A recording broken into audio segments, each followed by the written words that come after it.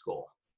And this gets summarized in this nifty little equation up here, where we're maximizing over a vector of actions, over a sequence of actions, the sum over all time of the reward you get for states.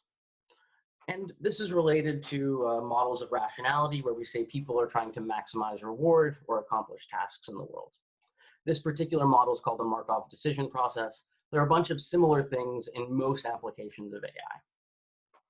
To give you a sense of what this looks like for a robotics application, you might have this arm, which is a Jaco 7 degree of freedom arm, in a world with this simulated person and this face on the table.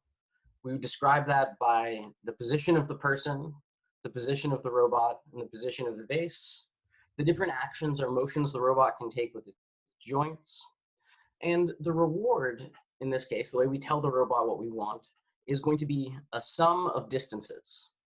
Distances from the robot's hand to different objects in the world. So you might talk about distances from the robot's hand to the person's face. It turns out people don't like it when you move your hand right like close to their head. It's bad. You also want to stay away from the person's torso, but it's kind of a different object to avoid. You don't want to run into the table, so you want to stay away from that.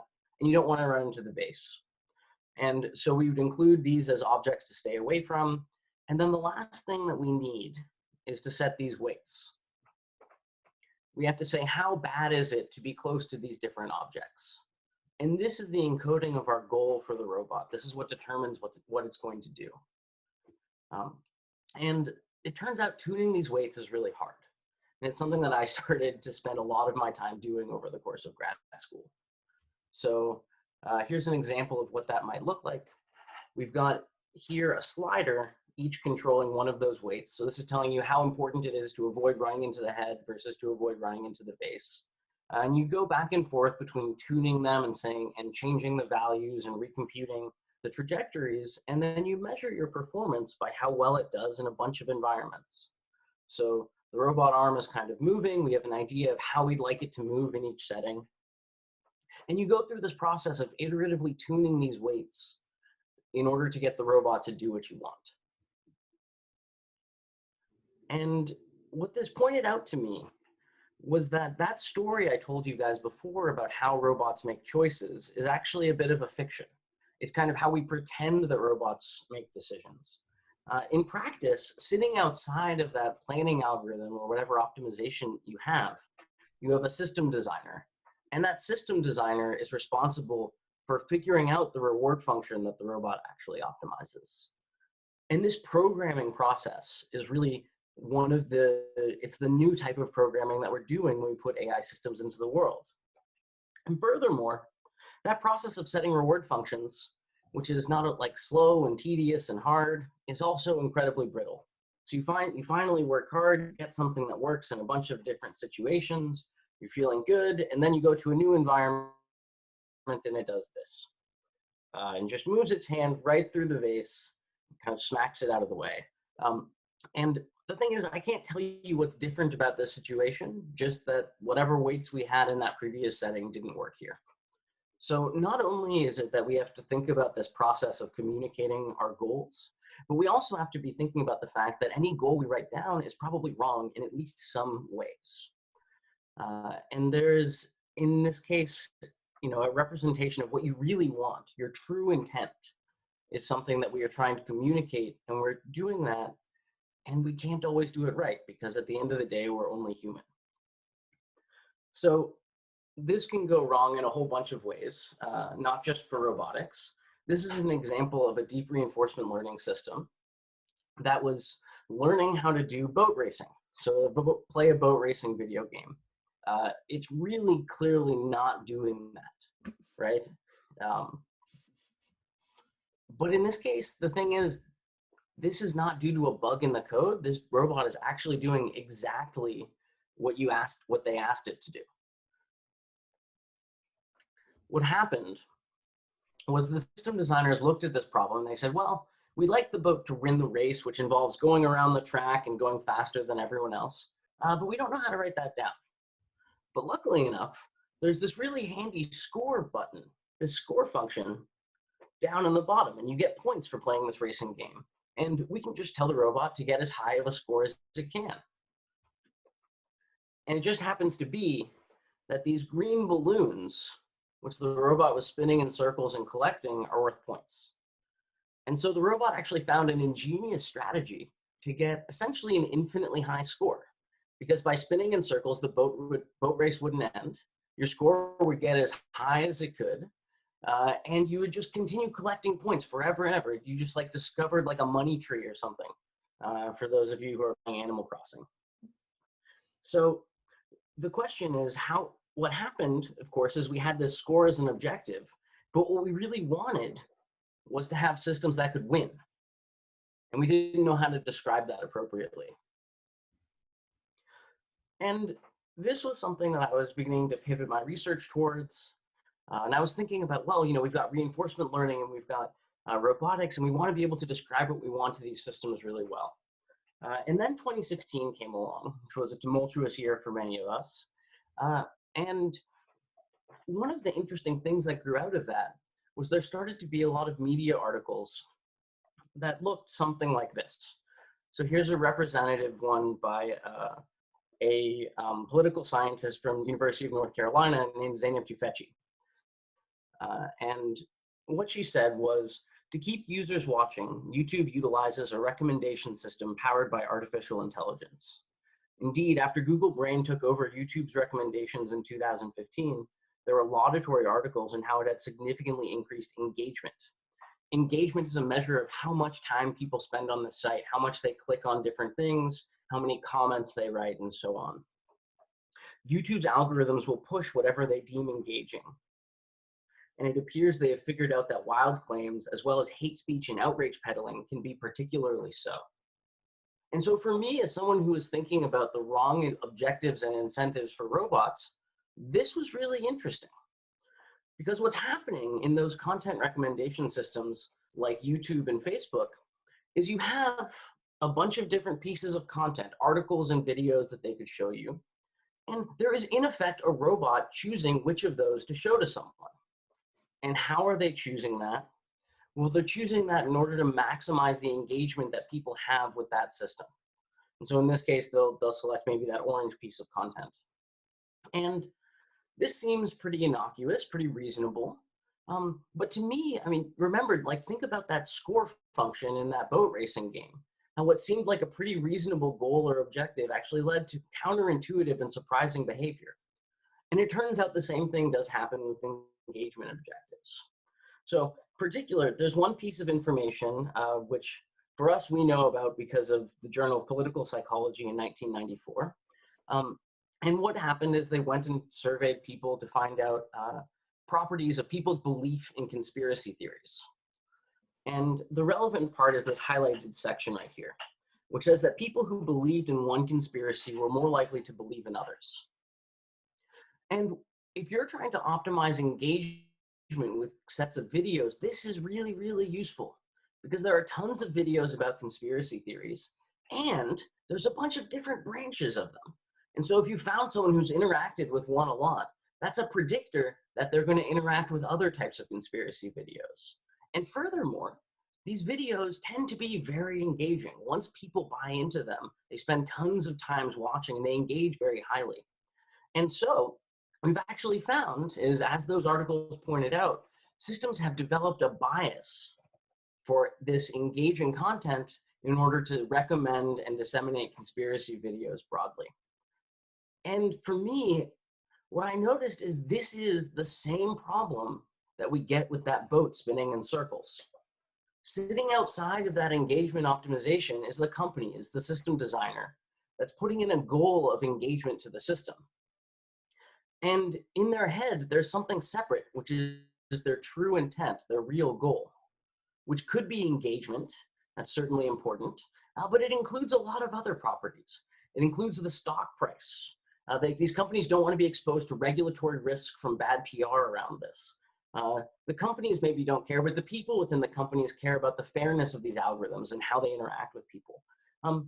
There's also sides of this like creator loyalty, the fact that people who are producing these videos and content care about who it gets served to. and so on and so forth. This is really just scratching the surface of the types of concerns you might have. And so really, this is a story about how AI makes decisions and how artificial intelligence is programmed with its goals. And to me, what this points us towards is a statement about what the field of artificial intelligence is trying to accomplish.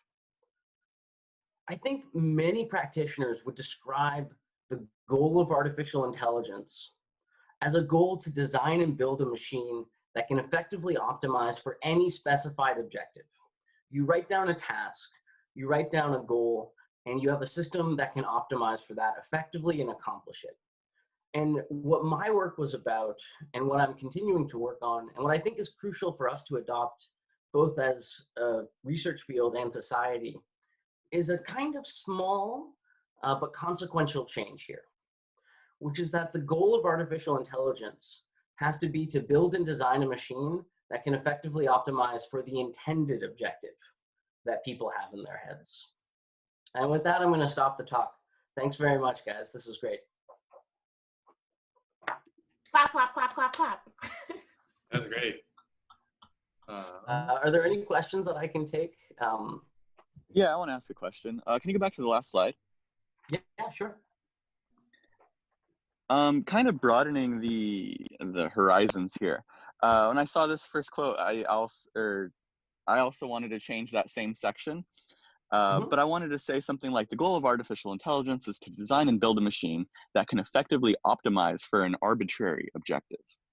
What do you think of broadening the horizons and saying, hey, we built an AI that can not only play this boat racing game, but it can also do laundry, or an arbitrary objective that maybe the robot comes up with on its own, or maybe we can, on the fly, give it a new target. What are your thoughts on the future of that and existing research? I think it's certainly related here. To me, I actually see that as being quite related to optimize for any specified objective, right? You can also think about changing your specification or updating it. And the specifications here can be arbitrary. The point that I'm trying to make, and what I think the arbitrary objective phrasing still doesn't quite capture, is that there's a process of expressing your goal and of communicating that to the system. And if the onus is on us entirely to get that right, that could actually be quite bad. And in practice, what we find is that tuning objectives and setting objectives is one of the hardest parts of AI practice. So for me, I think the purpose of this is not to say that is not about really increasing the scope of what systems can accomplish. And certainly that's most of what AI research is about. What this is saying is that in order for AI to be successful and sort of broadly beneficial in society, we need to be working on a separate and related, but also different problem, which is helping to elicit the correct objective and dealing with uncertainty in incorrect specifications of the goal. Does that answer your question? Absolutely, yeah. It even takes it further. I have a follow-up question. Perfect. Go for it. What do you think when the goal is, this might be, shortening the scope. What do you think when the goal is clear, but the method to which you obtain that goal is not clear at all? For example, I play some chess, and the goal of an AI chess system is to win the game. But that's not obvious how you would do. So one of the heuristics they have, or one of the checkpoints they'll say, is controlling the center and capturing pieces. So in that case, our intermediate objective becomes capturing pieces for the long-term goal of perhaps winning the game. What's your perspective on using midpoint objectives to perhaps proxy our long-term objective? I think communicating proxy objectives is a lot of what we do in practice. And in fact, if I were to continue this talk, and there's more content to go on, and I think I will say I'm going to be doing another talk later this week that's a half-hour long, going into some of the details of this research program. So anyone who wants to join for that, I'm going to ask Jay to send out a little ad. But Sweet. basically, proxy objectives are something I think about a lot. And the thing you have to consider with proxy objectives is the way that they're stand-ins for a long-term goal. And you can still fit into this framework of an intended objective, but still try to optimize for proxies. So I guess that got a little bit technical. More technical. Yeah. I think the main point is, I think sort of sub-goals are really valuable. And they're one of the more useful types of information about our goals we can have. And the trick is sometimes you want to accomplish the sub-goal in a limited fashion, right? So controlling the center is a good objective up until the point where it's not, right? At which point you need to shift to moving to checkmate and things like that. And so managing sequences of sub-goals is an active area of research and something I'm actually planning to work on in the future. That seems to make this concept even more difficult, where you're aware of these, variables that could potential distractors anyway, and you have to, ride them where they're useful and ignore them when they're not. That's what it sounds like. Yes. On the other hand, it also creates opportunities because if you're optimizing for sub goals, you actually don't have to plan as hard. So it actually plays into a lot of the things that AI systems are actually really good at, which is rapid thinking over like very short time scales right now.